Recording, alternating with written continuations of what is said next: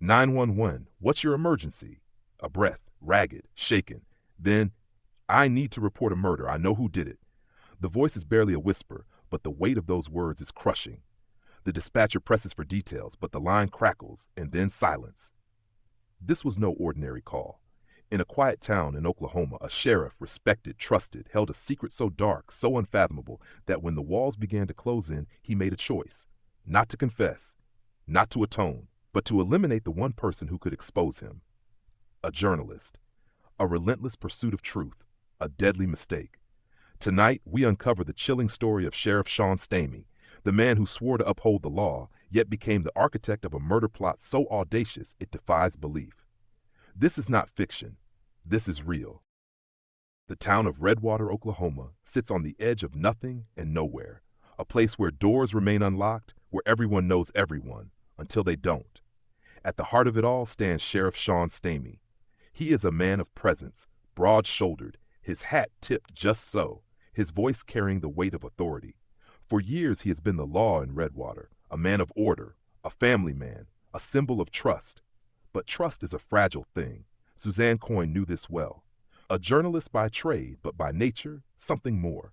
She was relentless, her work a mosaic of small-town secrets turned national scandals. She had uncovered police misconduct and earned both admiration and resentment in equal measure. She was accustomed to backlash, threatening emails, anonymous calls in the dead of night, a subtle hand on the shoulder in the grocery store, a voice reminding her to be careful. Suzanne Coyne had always been drawn to the stories no one wanted told. She had spent years exposing the cracks in places that prided themselves on their strength. Elections swayed by hidden hands, funds funneled into private accounts, promises made behind closed doors where the people had no say. She did not wait for answers to come to her. She pulled them from places others dared not look. And in Redwater, she had found a story unlike any other. It had started with whispers, the kind exchanged in corners of quiet bars, at the edges of small gatherings where voices lowered as strangers approached. A sheriff with too much control, a name that carried weight but not always in ways it should, and a trail of decisions that seemed to benefit one man alone. Suzanne had been methodical. She had started with what was public, the sheriff's records, the cases dismissed without explanation, the calls made from his office that had no corresponding reports. But what she uncovered next was far more than policy. It was personal. A burner phone. It had appeared in a batch of evidence from an unrelated investigation. A drug case, the kind that usually led nowhere in small towns where lines blurred between enforcement and leniency. It should have been discarded, forgotten, but Suzanne saw what no one else did. A string of numbers, a pattern that did not belong. She traced them, following a path that led her beyond the station, beyond official records, beyond even the quiet dealings of the department. She found messages, short, discreet, never more than a few words. Same place, tomorrow night. No one knows. At first, they meant nothing, and then the payments. Anonymous transfers, withdrawals in cash, deposits that never lined up with official earnings. It was the kind of trail that, if followed to its end, could only lead to one place. Deborah Lockwood.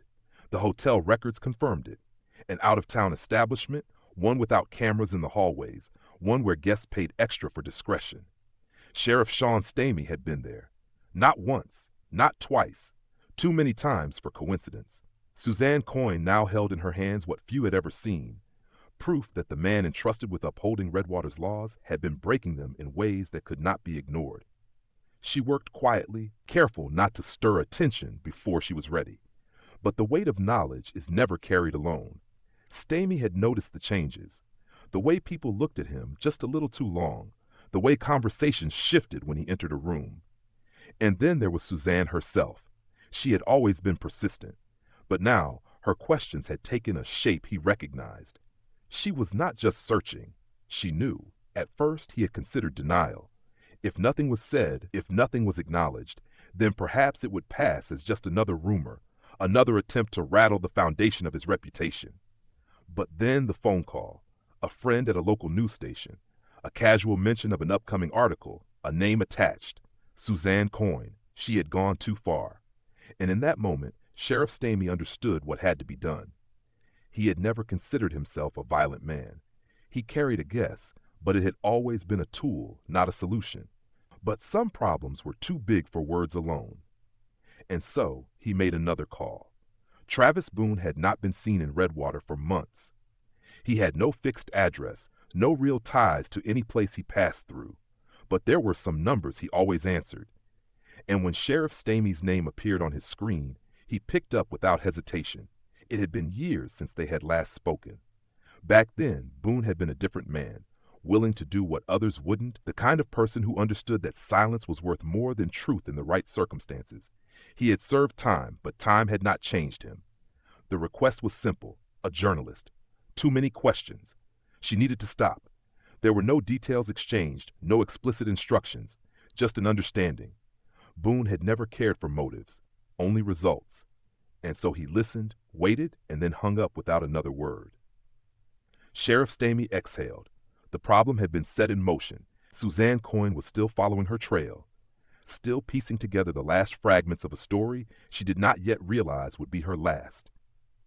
She worked late that night, unaware of the second set of eyes watching her. She did not hear the footsteps lingering just beyond the glow of her office window. She did not know that, even as she pressed forward, her fate had already been decided. A transaction. Simple. Untraceable. Sheriff Sean Stamey knew better than to leave a trail. The money had been withdrawn in increments over several weeks, never enough to raise suspicion. It had been placed in an unmarked envelope, slipped into the hands of a man who did not ask questions. Travis Boone was not the type to discuss details. His interest did not lie in the why, only in the when. And the when had arrived. It was a Tuesday evening.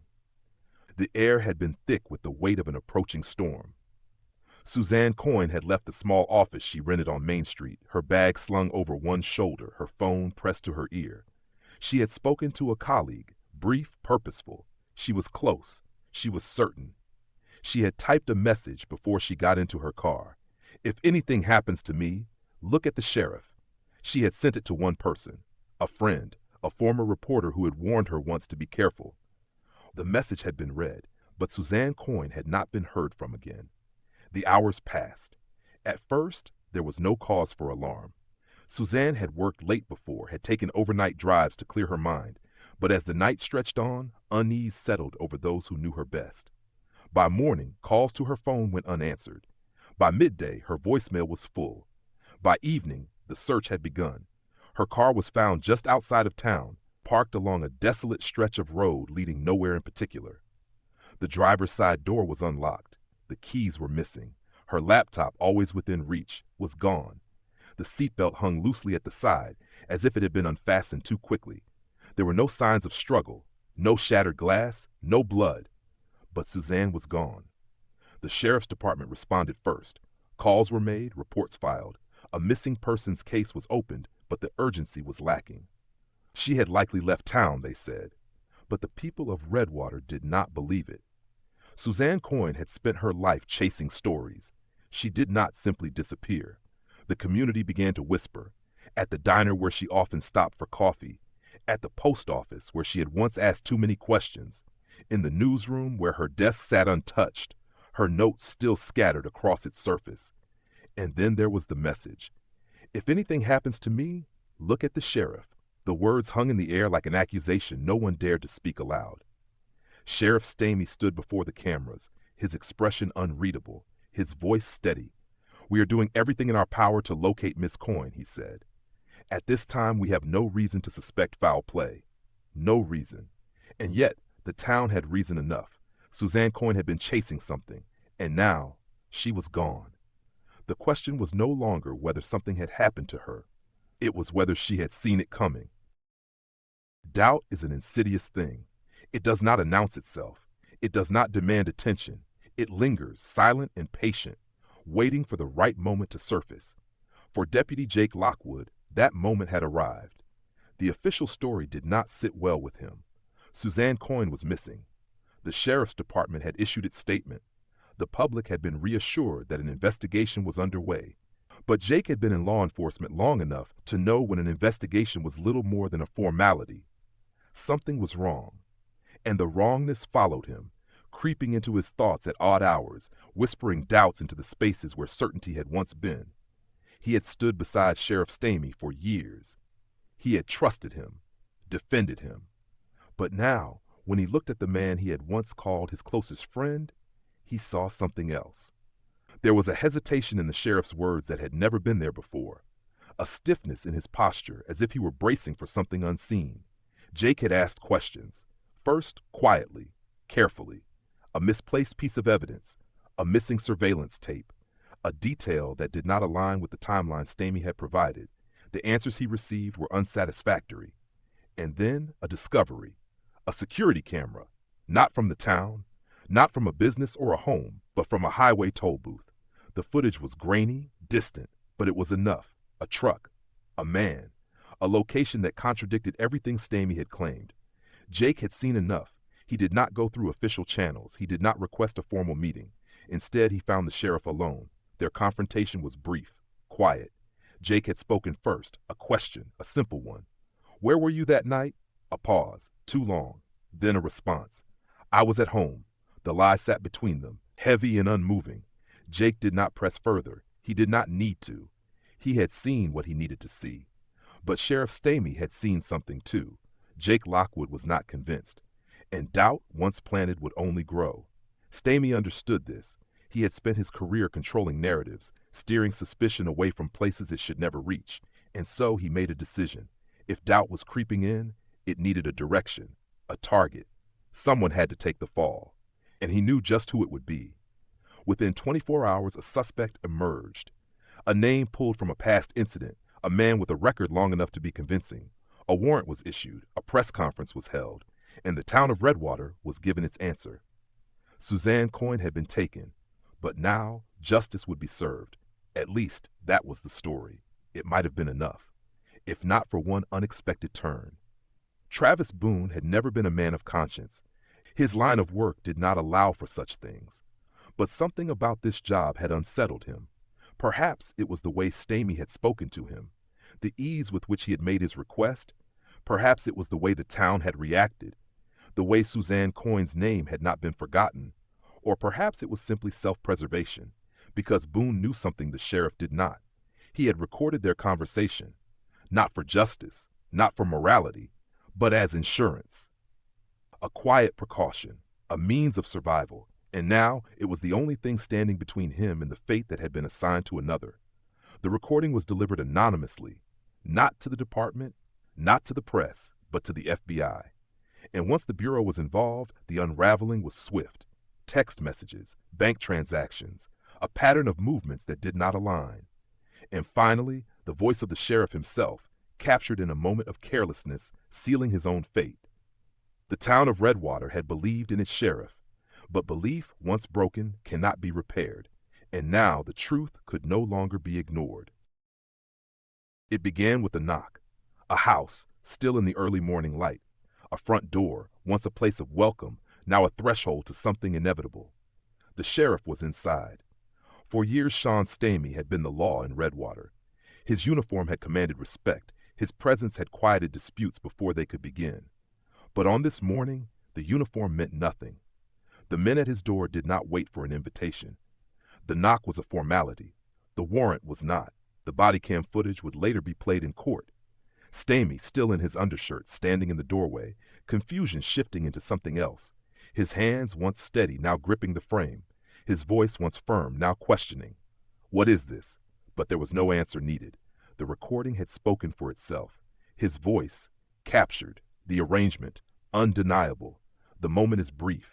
A hand on his shoulder, the clink of metal, the words that change everything. "Sheriff Stamey, you are under arrest." The footage continues as he is led outside. The sun is rising over Redwater, casting long shadows across the street where neighbors stand in silence.